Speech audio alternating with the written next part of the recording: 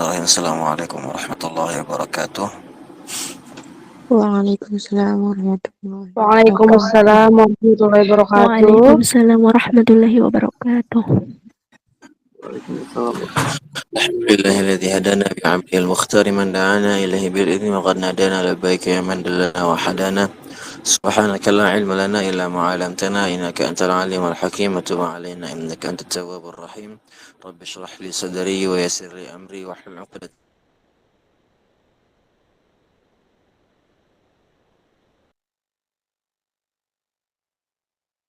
سنة رسوله والدعاء على الهدى والدلالة على الخير بابتغاء وجه الله مرضاته وقربه سبحانه وتعالى amin amin ya rabbal alamin. Pertama-tama kita aturkan puji syukur kita kepada Allah Subhanahu wa taala telah memberikan kita begitu banyak kenikmatan, nikmat kesehatan dan juga nikmat kesempatan sehingga kita dapat berkumpul pada majelis yang insyaallah diberkahi dan dirahmati oleh Allah Subhanahu wa taala ini. Amin amin ya rabbal alamin. Kemudian tak lupa pula kita haturkan salawat beserta salam kepada junjungan baginda Nabi besar Nabi Muhammad sallallahu alaihi wasallam yang telah membawa kita dari zaman jahiliyah menuju zaman Islamiyah. Ihdinas siratal mustaqim. Ya jadi pada malam hari yang berbahagia ini insyaallah ada sharing session ya. Dengan tema, bentar temanya saya lupa. Aduh, apa ini? Oh, tema. Tidak ada yang sia-sia kalau terampil dalam memanfaatkan. Oh ya. Jadi tidak ada yang sia-sia kalau terampil dalam memanfaatkan waktu. Sebagaimana dikatakan oleh sebuah qail, al-waqtu kasayf illam taqta qata'aka. Jadi kata orang-orang itu, waktu itu seperti pedang. Ya, waktu itu seperti pedang. Kenapa dibilang seperti pedang? Kalau bukan kamu yang memotong waktu, maka kamu yang akan dipotong oleh waktu. Ya. Apa yang dimaksud dengan hal demikian? Jadi waktu itu seperti pedang. Ya. Kita yang antara kita yang memegang pedang ini atau kita yang dipegang oleh pedang. Nah, kalau kita yang memegang pedang, kita bisa potong waktu kapan saja. Ya, kita bisa potong waktu, misalkan jam sekian dan sebagainya. Ya. Akan tapi kalau kita nggak bisa memotong waktu ataupun kita yang dikendalikan oleh pedang, maka pedang tersebut yang akan memotong kita. Nah, jadi contohnya seperti apa? Contohnya seperti misalkan seseorang yang memiliki prioritas, misalkan ada orang yang memiliki prioritas baca Quran, ada orang yang prioritasnya baca buku, ada orang yang prioritasnya suka dengan ceramah-ceramah YouTube dan lain sebagainya, ya kan? Nah, ketika ada waktu-waktu luang, ya kan, ada waktu-waktu luang dan lain sebagainya, itu waktu-waktu yang kita potong waktu itu untuk kita gunakan dalam hal-hal kebaikan, untuk kita gunakan dalam hal-hal bermanfaat, ya. Kita potong waktunya, kita ambil. Nah, apa yang dimaksud dengan ilam taqta'aka. Jadi apa yang maksud dengan waktu yang memotong kamu? Maksudnya adalah ketika kita memiliki waktu lenggang, ya kan? Jangan kamu waktu lenggang nih, waktu sibuk misalkan, waktu sibuk. Kita nggak ngambil waktu sibuk kita. Pas lenggang kita nggak gunakan dalam hal-hal yang baik dan sebagainya. Maka waktu tersebut memotong kita. Apa yang dipotong? Hal-hal kebaikan yang akan bisa timbul. Hal-hal kebaikan yang bisa kita dapat sebenarnya kalau kita tidak memotong waktu tersebut. Ya, jadi misalkan dalam prioritas Al-Quran, misalkan kita bicara tentang Al-Quran, prioritas Al-Quran itu ditempatkan sebagai prioritas pertama, ada yang menempatkan sebagai prioritas kedua dan sebagainya, ya kan? Ada beberapa orang, kata guru kami di sini, ada beberapa orang yang membaca Al-Quran ketika waktu senggang. Atau ada beberapa orang yang membaca Quran ketika waktu lenggang, ya.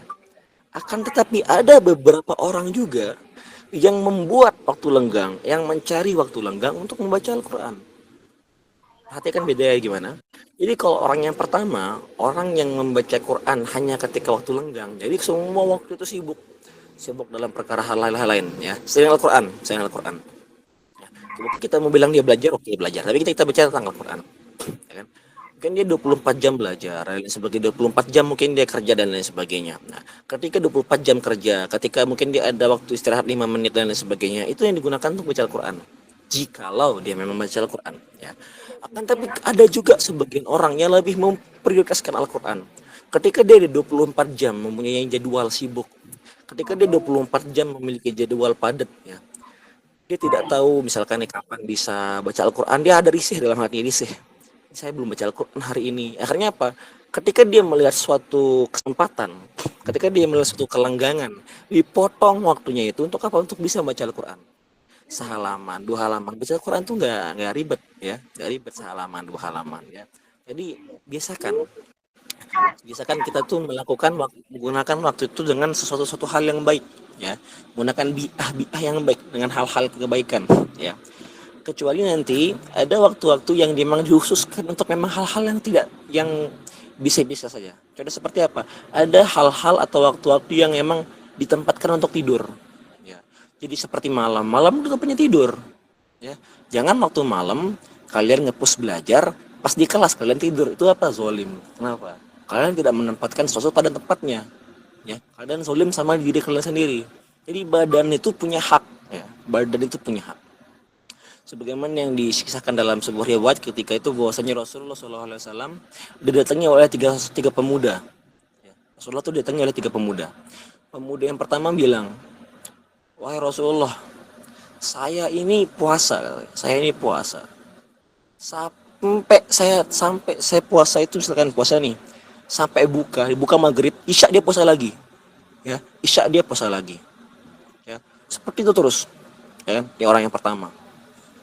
Kemudian orang yang kedua ngomong, Rasulullah, saya ini 24 jam sholat ibadah, kajian saya ibadah dan sebagainya.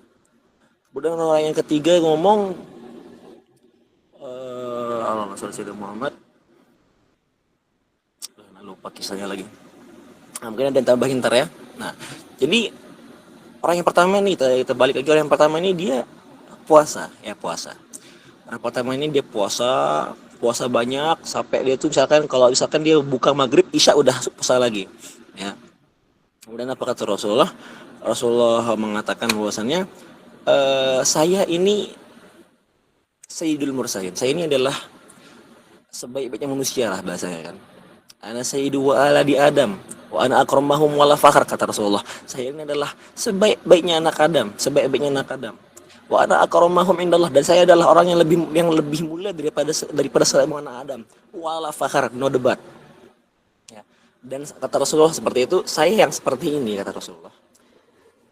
Puasa, maksudnya nggak sampai seperti antum, ya kan? Seperti antum. Nah, itu orang yang pertama.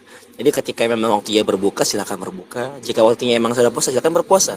Kenapa? Karena perut ini butuh hak. Perut ini punya hak ya, hak. Perut ini punya hak. Jadi kalau dipaksa puasa setahun full ya kan, apalagi yang buka maghrib terus isya puasa lagi tuh, hak perut tuh nggak terpenuhi. Akhirnya apa? Akhirnya kita zalim sama perut sendiri. Ya kan? Terus orang yang kedua, Rasulullah, saya ini sholat 24 jam, terus sholat malam, saya sholat malam tiap hari, tidak pernah bolong sholat malam saya. Akhirnya apa? Dia itu nggak sehat lah, bahasanya nggak sehat kan. Kembali diingatkan oleh Rasulullah, soalnya ada sedih dia Adam. Saya adalah sebaik-baiknya anak Adam, kan? Dan saya yang seperti saya ini ya, saya yang Rasulullah ini, maksudnya seperti itu kan. Nggak sholat seperti kamu, maksudnya kayak yang 24 jam sholat kok, ya. Kenapa? Jadi ada waktunya mata itu untuk haknya kita berikan, hak mata. Kapan? Ketika tidur, ketika malam hari, mungkin juga ketika tidur siang. Mata itu punya hak untuk istirahat ya.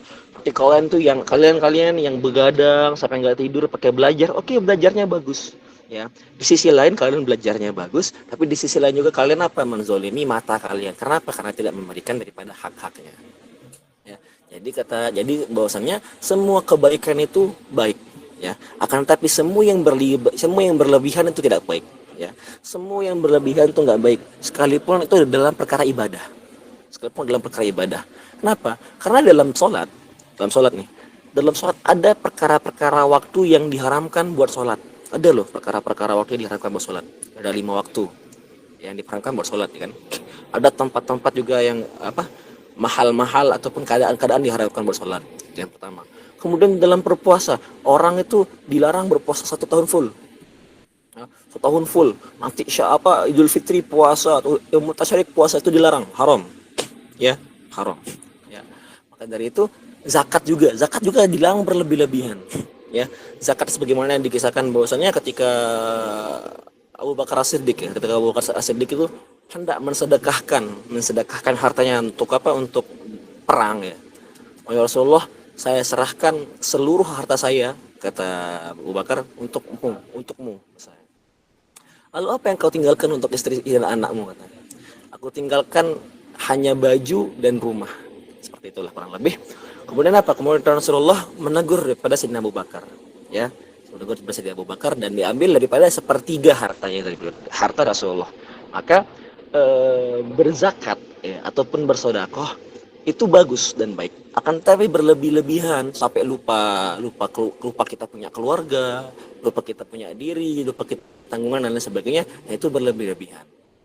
Ya, maka diambil hanya 1/3. Maka kalau misalkan ada wasiat, ya kan, misalkan mohon maaf, wasiat itu maksimalnya yang boleh diambil 1/3. Ya, maksimal yang boleh diberikan 1/3 wasiat. Nah, 2/3 itu disisain buat apa? Buat orang-orang yang ahlul waris, ahlul warosah. Disisain 2/3. 1/3-nya buat, ya misalkan yang mohon maaf, yang punya wasiat pengen memberikan sesuatu. Itu nggak boleh lebih dari 1/3. Ya kenapa? Karena dari 2/3 itu ada hak ahlul waris.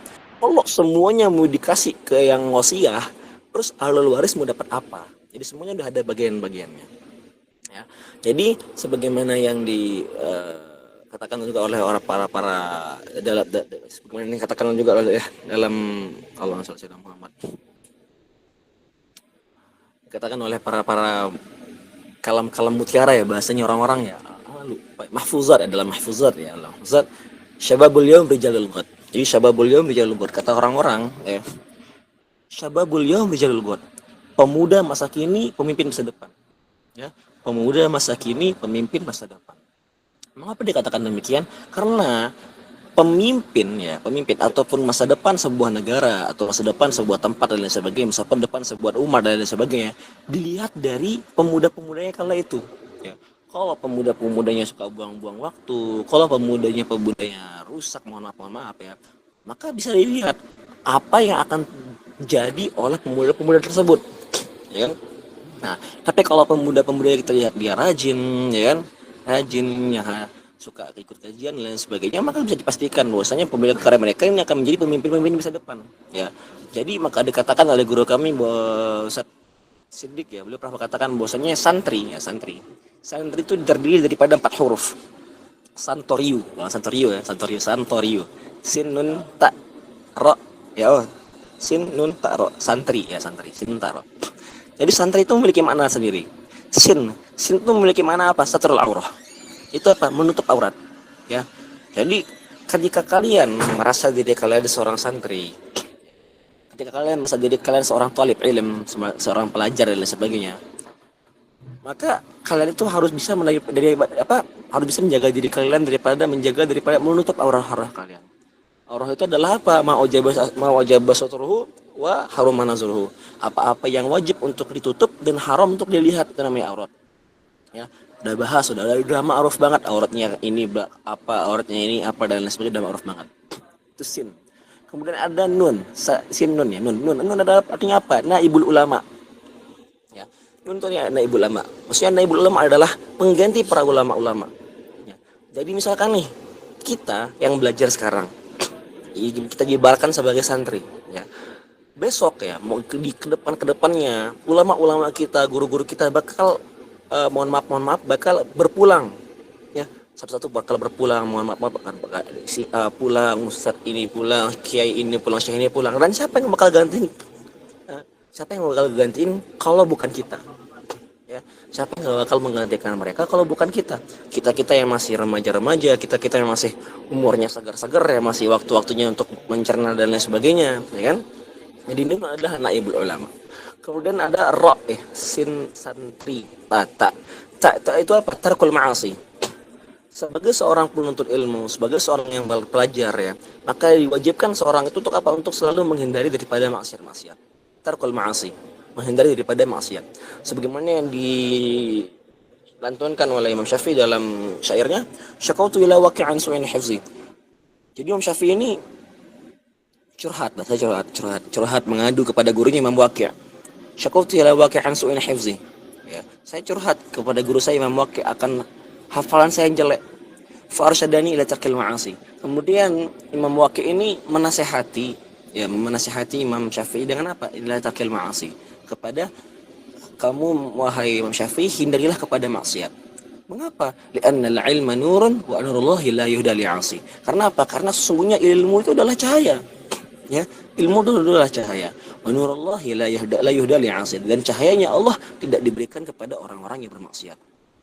Ya, cahayanya Allah itu tidak diberikan kepada orang-orang yang bermaksiat. Maka kalau kalian misalkan kalian lihat nih, oh ada orang misalkan mohon maaf dia berilmu, alim dan lain sebagainya, cuma kok dia berperilakunya nggak seperti perilaku yang seharusnya dan lain sebagainya. Nah, ya berarti bisa dipastikan bahwasannya ilmunya Allah itu tidak turun kepada dirinya. Jadi cuma ilmu itu ilmu sama'at. Jadi cuma ilmu cuma yang didengar masuk telinga kanan, melimut yang kiri dan lain sebagainya.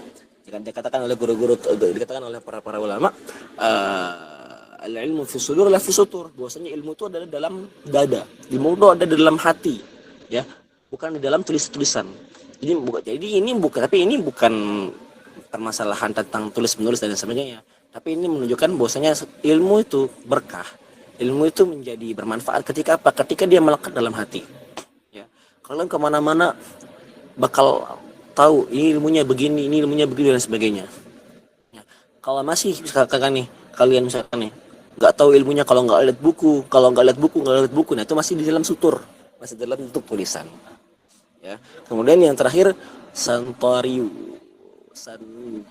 ra itu maksudnya apa? Raisul ummah. Jadi maksud Raisul ummah itu adalah pemimpin daripada umat. Ya. Jadi dikatakan bahwasanya akan datang suatu zaman yang dimana pemimpin itu akan dipimpin oleh pemimpin yang bodoh.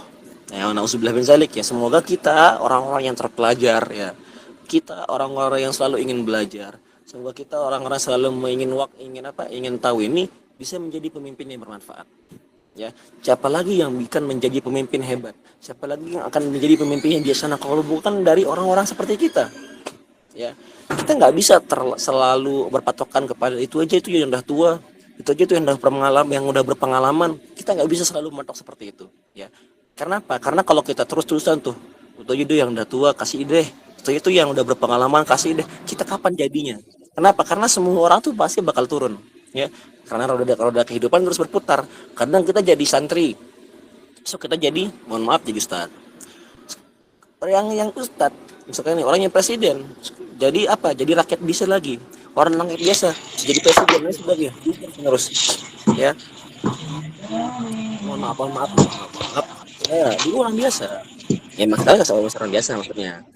Cuman kita sama-sama belajar ya, sama-sama belajar. Sebagaimana yang difirmankan Allah Subhanahu wa taala, Muhammad, yarfa'illahu alladziina aamanu minkum walladziina utul ilma darajat. Ya, bahwasanya Allah itu mengangkat derajat. Allah itu mengangkat seseorang yang beriman dan orang yang memiliki ilmu dengan derajat-derajat.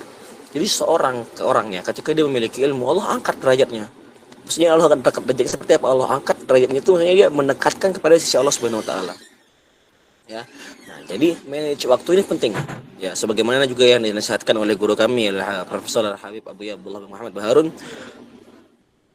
Beliau menasihati bahwasanya kami ini, kata beliau, kami ini maksudnya universitas ini, kami ini tidak perlu orang pintar. Ya. Kami ini nggak perlu orang pintar. Yang kami perlukan adalah orang-orang yang disiplin, orang-orang yang bisa memanage waktu. Ya.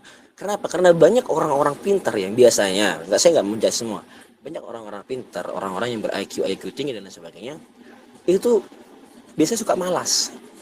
Ya, suka malas. Ya.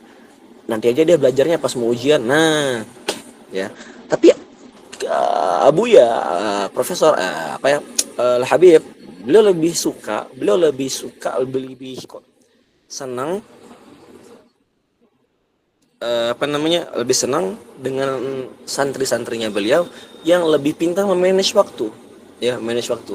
Dan jadi kami selalu diajarkan dari pukul sekian sampai sekian, misalnya kita bangun jam segini, habis itu baca wirid, baca Quran, apa biasanya habis daras persiapan buat kuliah dari pagi sampai siang, habis siang mungkin istirahat sore ada rohah tuh daras lagi, habis rohah mungkin ada pengen keluar dan sebagainya, dan sebagainya. Kemudian malam persiapan berhafalan, nanti habis isya keluar lagi, mungkin ada pengen sesuatu dan sebagainya, balik lagi belajar lagi murojaah apa yang sudah dipelajari tadi di kuliah. Jadi kita harus ada manage waktu. Saya dari pukul sekian sampai sekian saya harus begini, saya dari pukul sekian sampai sekian saya harus begini, ya. Jadi apa, kita teratur, ya, teratur. Jadi, dan juga saya sering katakan bahwasanya disciplination is above all motivation, ya. Jadi disiplinitas itu selalu ada di atas daripada motivitas, ya. Kalian bisa dengar banyak motivasi. Ini saya ini memotivasi kalian nih.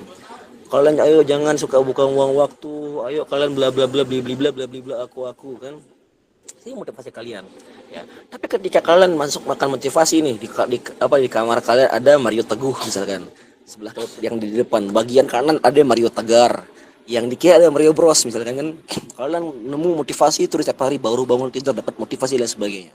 Tapi kalau nggak ada kesadaran diri, nggak ada kedisiplinianitas, kalian nggak bakal bisa. Siapa yang sekarang kalian hadir di sini? Kalian dimotivasi sama umat kalian itu. Ayo teman-teman, ayo apalah bahasanya saya nggak tahu. Ayo ikut kajian dan sebagainya. Ayo bla bla bla. Ayo ikut kajian dan sebagainya. Kalau itu motivasi namanya, motivasi. Tapi kalau kalian nggak ada kesadaran diri, ya, kalian nggak ada kesadaran diri, ataupun kalian ini nggak punya disiplinitas, kalian nggak bakal bisa masuk sini. Maka kalian di sini, ya, kalian semua yang ada di sini sudah masuk dalam kategori orang-orang yang sadar diri. Ya. Pertama apa? Kalian sadar diri terhadap motivasi. Ya. Kalian misalkan motivasi kalian, ayo semua ikut hadir kajian dan sebagainya. Kalian hadir, itu yang pertama, motivasi diri.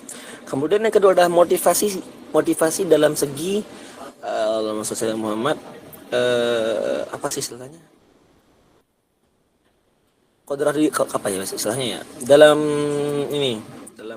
motivasi diri dalam melihat diri sendiri, ya, seperti apa. Jadi kalian ini tahu kodarnya kalian seperti apa. Ya kan? Saya ini butuh ilmu dan lain sebagainya, saya butuh ini dan sebagainya, jadi saya ikut kajian dan sebagainya seperti itu. Kemudian juga ada orang-orang yang ikut kajian karena apa? Karena ingin tenangan hati. Jadi kajian itu bisa tenangin hati, beneran sumpah. Kalian gabut nih, apa enggak kalian ini lagi suntuk dan lain sebagainya, nggak apa-apa, kalian ikut aja, masuk link, udah dengerin aja pakai speaker. Kalian nggak dituntut buat nulis dan lain sebagainya. Ya, kalian nggak dituntut buat on cam dan sebagainya. Kalian masuk link, buka speaker, ya. Kayak kemarin kami di sini, masya Allah. Sekarang ini masih bulan Maulid, ya. Sekarang masih bulan Maulid di Tarem ini, masya Allah masih sering Maulid, ya. Dan itu kita harus bisa manage waktu juga. Gimana kita manage waktu supaya kita ikut Maulid tanpa menabrak daripada jadwal kuliah kita, tanpa juga mengganggu daripada tidur kita. Jadi kemarin kita sempat Maulid Anisah, ya, Maulid Kamis Anisah sampai jam 11 jam 10, ya. Itu kita pulang, itu masya Allah capek banget, tapi untungnya Jumat libur, ya. Jumatnya libur, jadi kita selalu bisa memanage waktu, ya.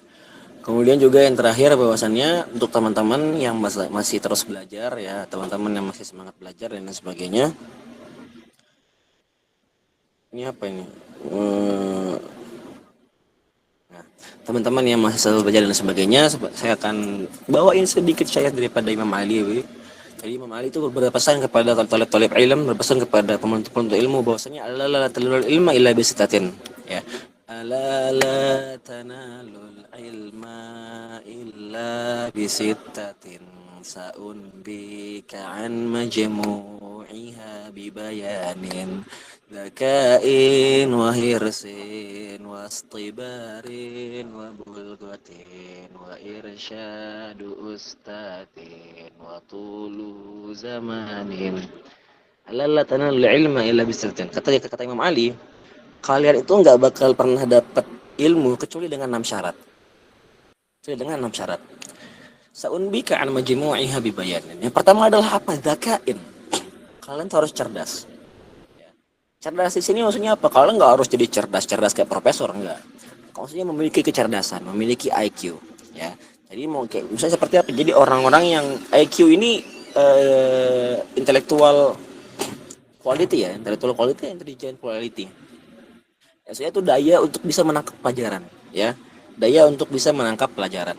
Misalnya ada yang IQ 20, ada yang IQ 100 dan sebagainya. Ya, dia bertahap ya kan. Itu penting, perlu. Untuk apa? Untuk bisa menangkap pelajaran. Yang kedua adalah Halo, assalamualaikum. hirsin. Yang kedua adalah hirsin ya. Hirsin itu artinya apa? Semangat. Ya. Jadi kalau orang yang misalkan masuk kajian, masuk belajar dan sebagainya, kalau dia nggak semangat dia nggak bakal dapat ilmu. Ya. Jadi semangat ini juga banyak faktor-faktornya ya. Bisa dari faktor bangun, bisa dari faktor diri sendiri nih. Misalkan kalian emang malas, ya dari faktor diri sendiri. Ataupun yang kedua dari faktor pelajarannya. Misalkan kalian ini nggak suka ataupun nggak semangat kalau pelajaran itu, ya nggak bakal masuk.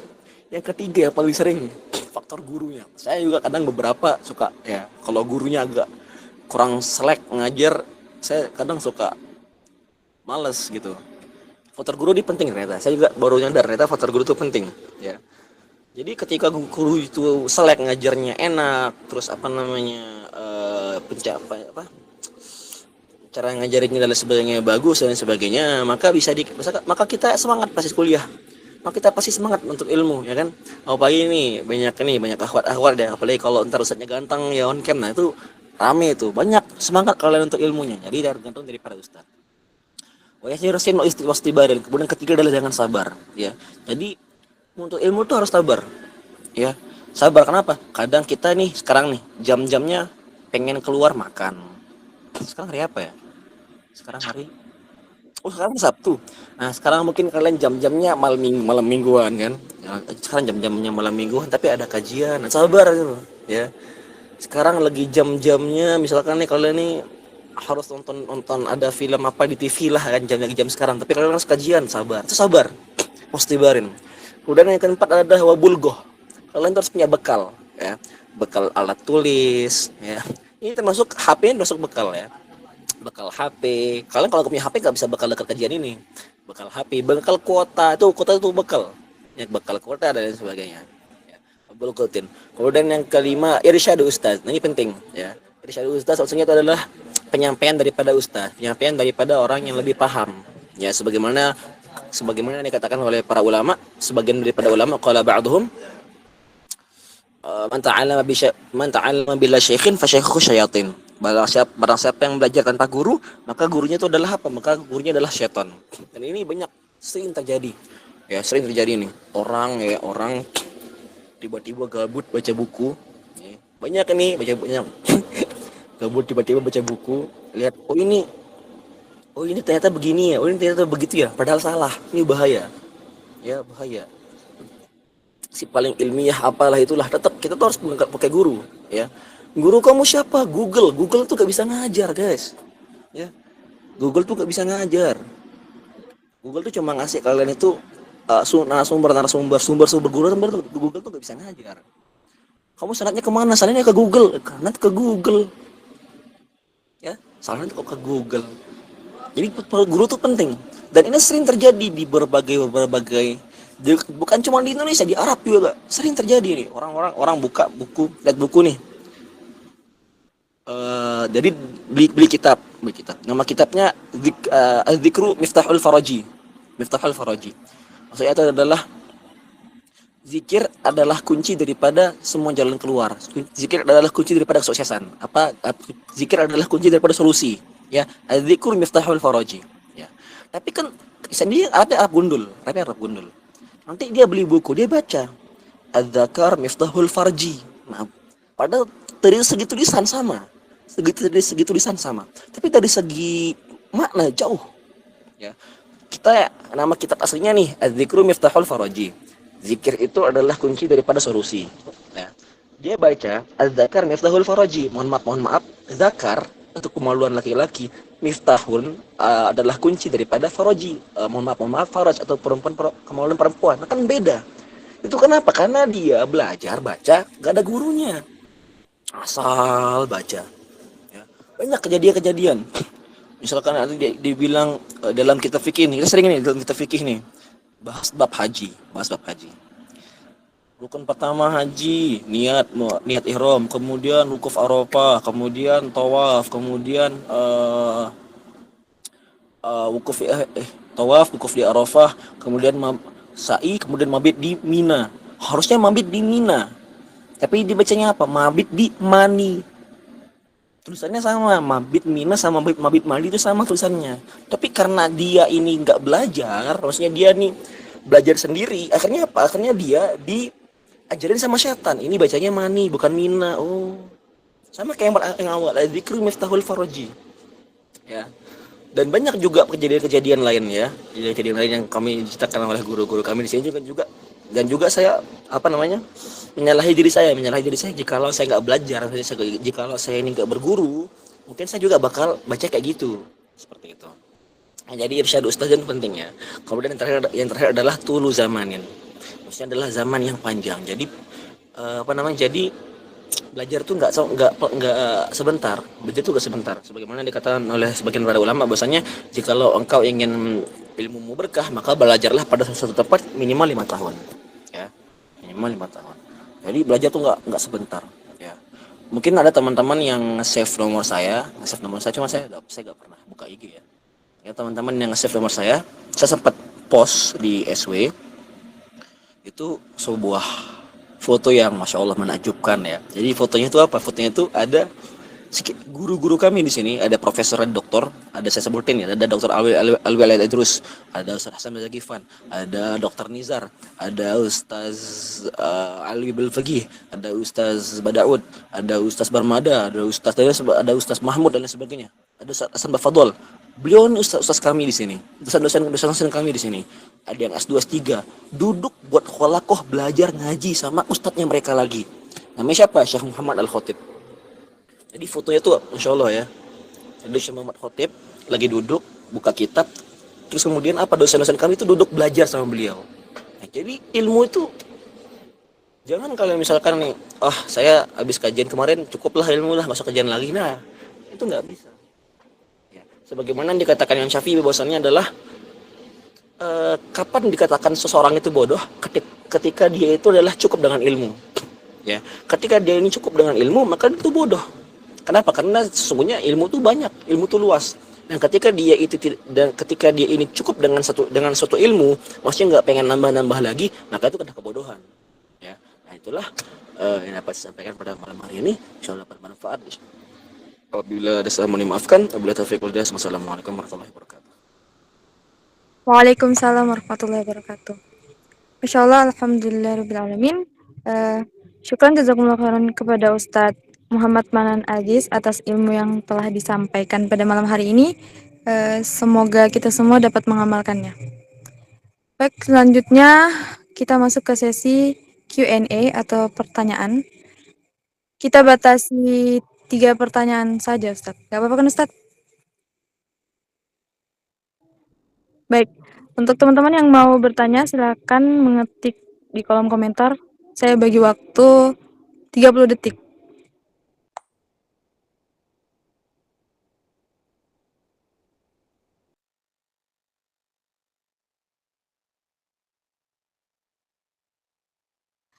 Baik, langsung saja saya bacakan pertanyaan pertama dari Kak Yulia Rahma. Assalamualaikum Ustadz, izin bertanya, jika misalnya ada seseorang yang berpuasa setiap hari untuk mempuasakan orang tuanya yang telah wafat semasa sakit, puasa itu dikodok orang anaknya, apakah diperbolehkan Ustadz?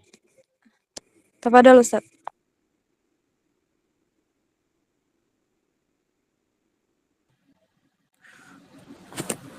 Mengkodok puasa, mengkodok puasa anak. Saya kalau nggak salah pernah pembahasan ini dulu di kelas ya. Untuk puasa dikodok sama anak, wallahu alam, tapi saya agak lupa ya. Tapi saya mungkin kayak tahu, jadi Seingat saya. Cuma nanti saya bakal perbaiki lagi. Seingat saya itu boleh ya, seingat saya itu boleh. Berbeda sama seperti kodok sholat ya. Jadi kodok sholat ini ada banyak riwayat ya, ada banyak kaul ya, ada banyak pendapat ya, ada yang membolehkan, ada yang mengharamkan dan sebagainya. Sama juga seperti badal, nggak beda, kalau badal itu beda. Ya. Walau nanti udah saya bakal cari lagi jawabannya. Insya Allah nanti saya kasih ke Uma biar Uma langsung kasih ke grup. Insya Allah. Terima kasih atas pertanyaannya. Baik, lanjut ke pertanyaan kedua dari Kak Nafis. Assalamualaikum warahmatullahi wabarakatuh. Waalaikumsalam. Ana Nafisa dari Malang. Afwan Ustadz izin bertanya, apakah salah ketika Ana ada rasa kecewa kepada salah satu keluarga Ana karena beliau sering membeda-bedakan Ana dengan yang lain. Awalnya Ana sabar sampai suatu ketika Ana sudah tidak tahan dan Ana memutuskan kepada diri Ana sendiri untuk sedikit menjauhinya.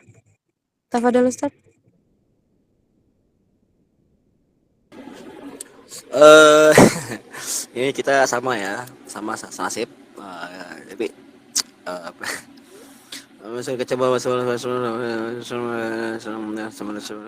nah, jadi kalau dibilang dari sisi salah apa enggaknya, ini perspektif ya. Maksudnya kayak kamu itu menjauhi dia ini karena benci, ya karena benci, atau kamu ini menjauhi dia ini karena pengen sendiri.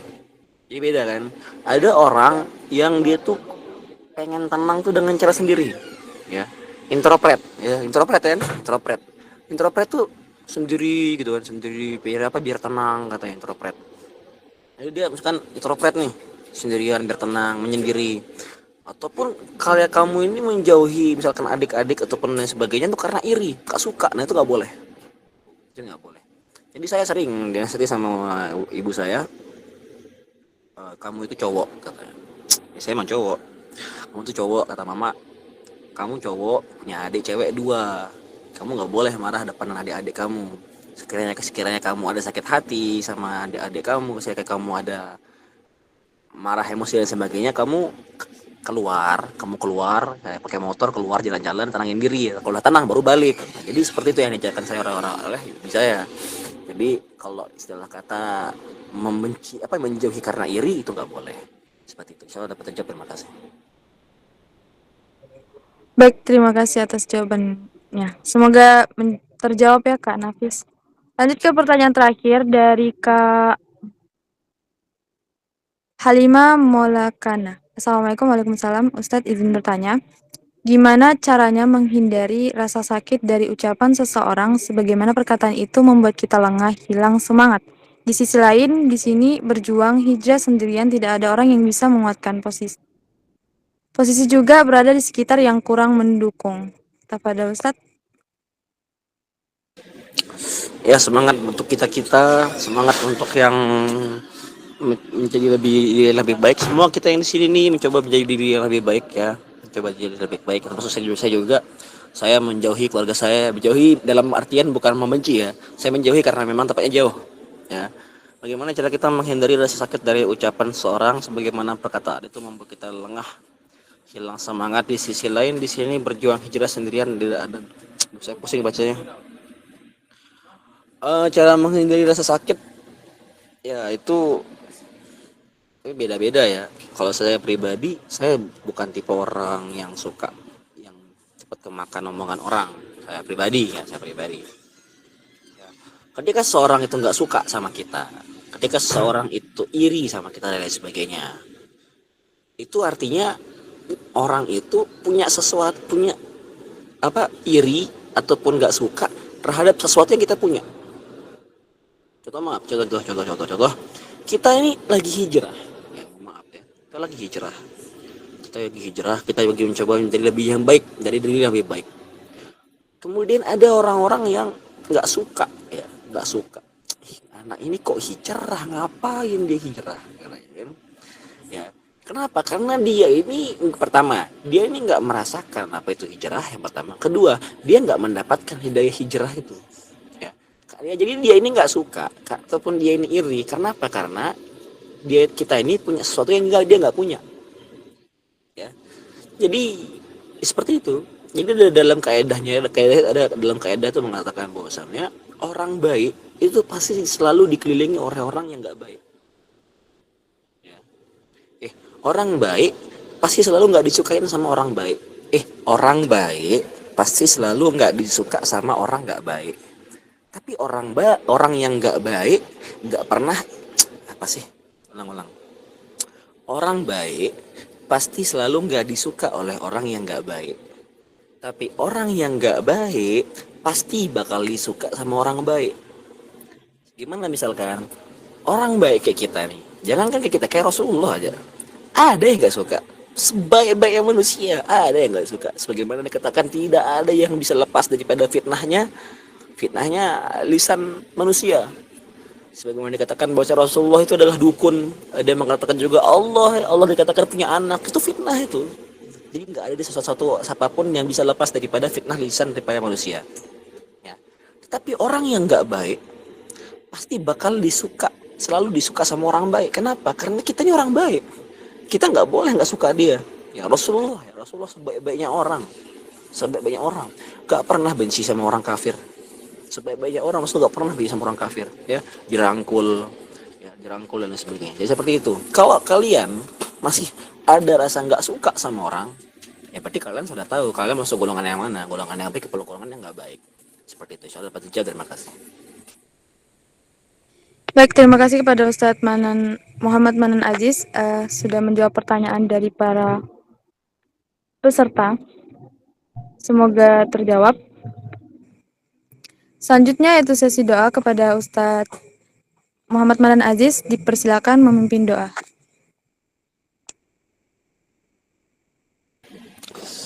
Ya kita berdoa, kita tandahkan tangan kita minta pada Allah Subhanahu wa taala, semoga apa yang kita dengar pada malam hari ini dapat menjadi bermanfaat bagi diri kita dan juga untuk keluarga-keluarga kita dan juga untuk orang-orang terdekat kita dan juga untuk semuanya. Bismillahirrahmanirrahim.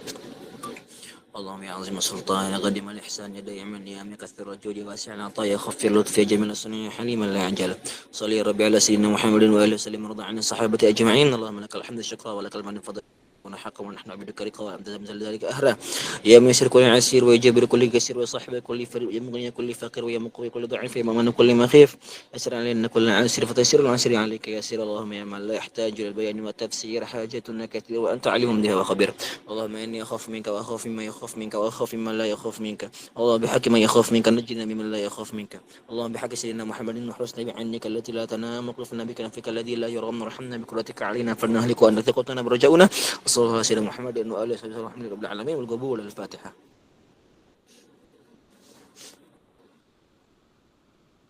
Amin amin ya rabbal alamin.